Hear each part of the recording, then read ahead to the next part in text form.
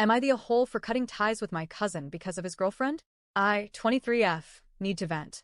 English isn't my first language, so bear with me if things aren't perfectly written. I've been bottling this in for too long, and I need outside opinions before I make a decision that could change my relationship with someone I grew up with. So, I have a cousin. Let's call him John, 26M. John and I have always been close.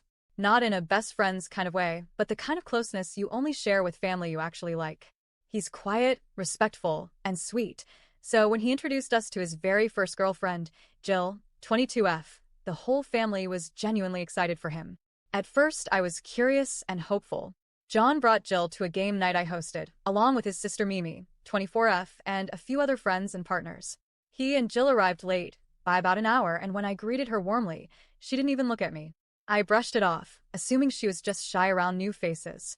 Later, while we were all settled in, John and I were goofing around playfully with balloon swords in the kitchen. We've always been comfortable like that, nothing inappropriate, just cousins being silly. Suddenly, Jill tugged John away into the living room. A few moments later, they came back saying they had forgotten something in the car and left.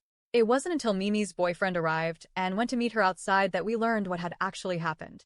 Apparently, John and Jill had gotten into a fight because she thought he was being too playful with me. I was dumbfounded. I mean, I'm his cousin. The accusation felt off, weird, even a little gross. When John and Jill returned, Jill's whole demeanor had flipped. She was suddenly sweet, chatty, and engaged. I thought maybe she just needed time to adjust and warm up. So I gave her a chance.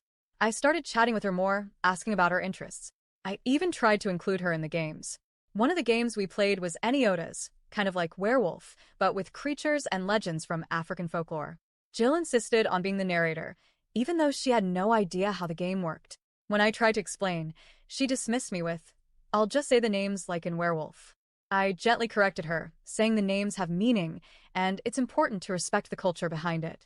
She looked me dead in the eye and said loudly, "Well, I don't speak African, so..." There was a pause. My cousins and I, all from the African continent, exchanged a look. I sighed and let it go, not wanting to ruin the night. But it stung. It was more than ignorance. It was arrogance wrapped in casual racism. They left early that night. Jill claimed she had early classes the next day. Fair enough, but it was clear she was uncomfortable, and not just with the game. Over time, these little moments started piling up. Mimi confided in me that she didn't trust Jill. Apparently, Jill still stalks her ex on Instagram and gets jealous if she sees him with other women, calling them easy for kissing someone at a party. She also made a strange comment to John's father, of all people, saying something along the lines of, "You're lucky not to be immigrants." My uncle calmly told her they were actually from the African continent. She laughed and said, "Well, John's lucky to be with me then. I'm 100% white." That's when I realized this wasn't just a rough start. This was a pattern. The second time I saw her, my boyfriend and I invited them out to lunch. The entire car ride, she didn't say a word to me.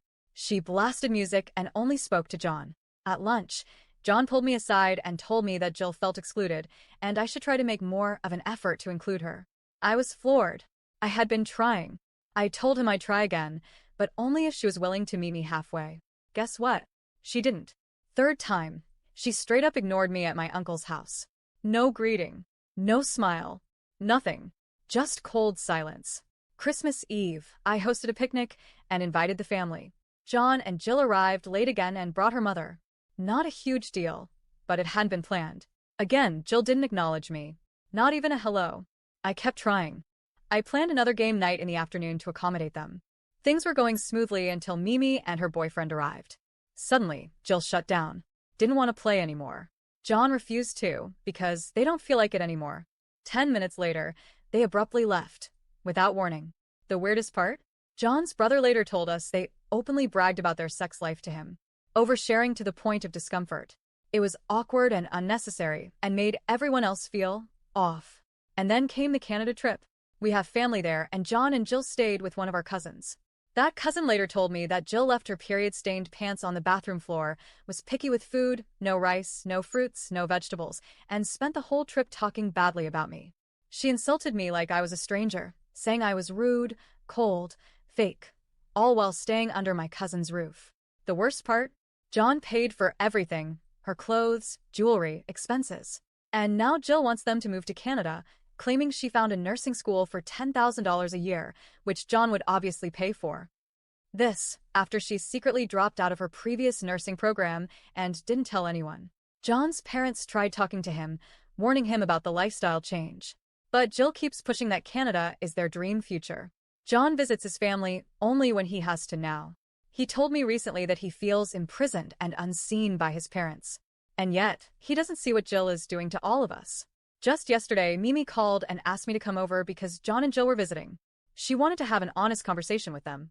The moment Jill saw me, she wrote something on her phone and showed it to John. Suddenly, they had to leave to feed her mother's cats. It had apparently been 2 days. Mimi's boyfriend asked if they couldn't at least stay for a bite, and Jill brushed him off with a series of half-hearted excuses. I tried to buy time by showing John a short film we made. As soon as it ended, Jill pulled out her phone again. John stood up and said they had to leave.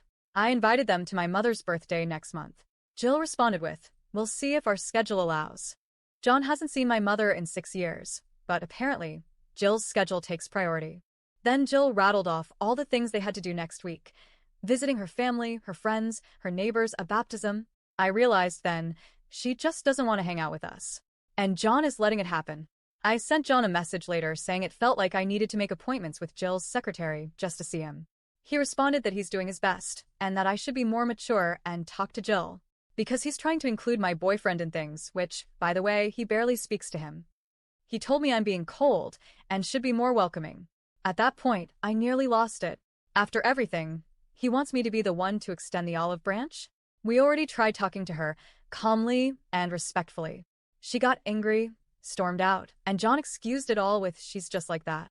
So here I am, exhausted, hurt, watching my cousin drift further and further from the people who love him because of someone who seems determined to isolate and control him. I don't hate Jill. I honestly pity her.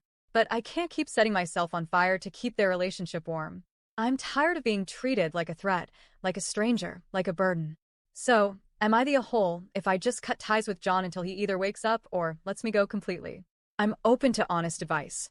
I just don't know if this is me giving up or finally protecting my peace.